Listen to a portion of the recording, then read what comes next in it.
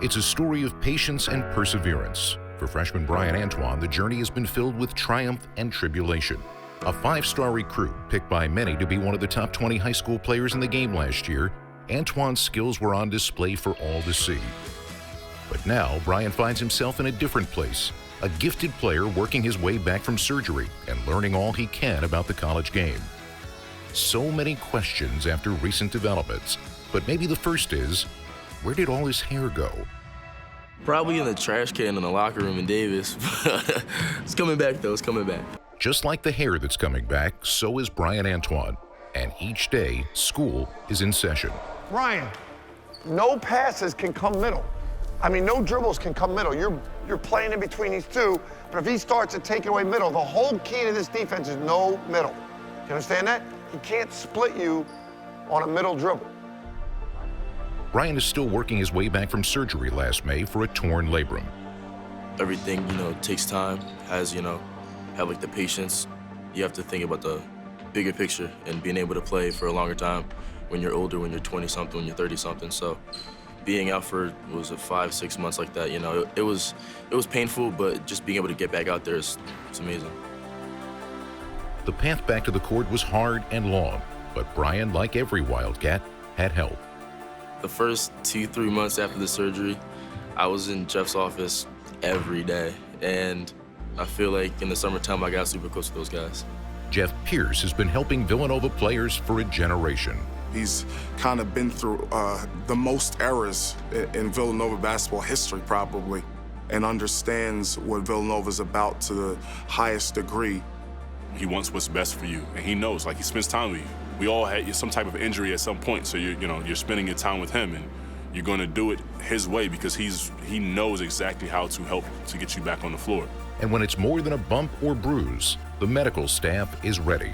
I'll typically evaluate them because I'm here. Then I'll refer them over to our team physician, Mike Duncan, and he'll make a determination whether or not we need to go see one of the subspecialties, and then we're going to follow that individual's lead and recommendation, and we'll begin our rehab program or whatever they would recommend. The performance enhancement staff, specifically having a trainer like Jeff that has been through your program, the guys trust, the guys come back to see him, you trust, he is as invaluable as anybody in our program. His expertise is one strength. His eyes and ears are another. The guys go in there and it's more of a relaxed state when they go in to see him at the training room. They sit down and he might have his therapy, or maybe he's getting guys ready for practice taping and stuff like that, so we can have a conversation with him. So he might be able to tell me some things about how the guys are feeling that I might not get right away. There's time for lots of conversation when you're taping dozens of ankles just about every day for more than 30 years. Jeff and I have an understanding that kind of what goes on in the training room stays in the training room, where the players can feel a relaxation there to be themselves, to share with Jeff personal things. I don't control the time on the court. That's probably the biggest thing. They can come in and tell me anything, and it usually stops right there. And I know never to ask him about what goes on there, and he's not going to tell me. We are like the bartenders. They come in and tell us everything, and they know that it will end right there. It won't go outside. Thanks to the performance enhancement staff, Bryan Antoine returned before Thanksgiving. We really didn't expect to get him back in practice until December. Jeff takes great pride in that, in working with the player to get him back a little quicker for him at his speed. It's always with their comfort first in mind, and the players trust that. One thing about Bryan is he's handled everything positively. And it's hard being away from the thing that you love the most and not being able to do it. But the one thing that he really did while he was out was he watched. He listened. He asked questions.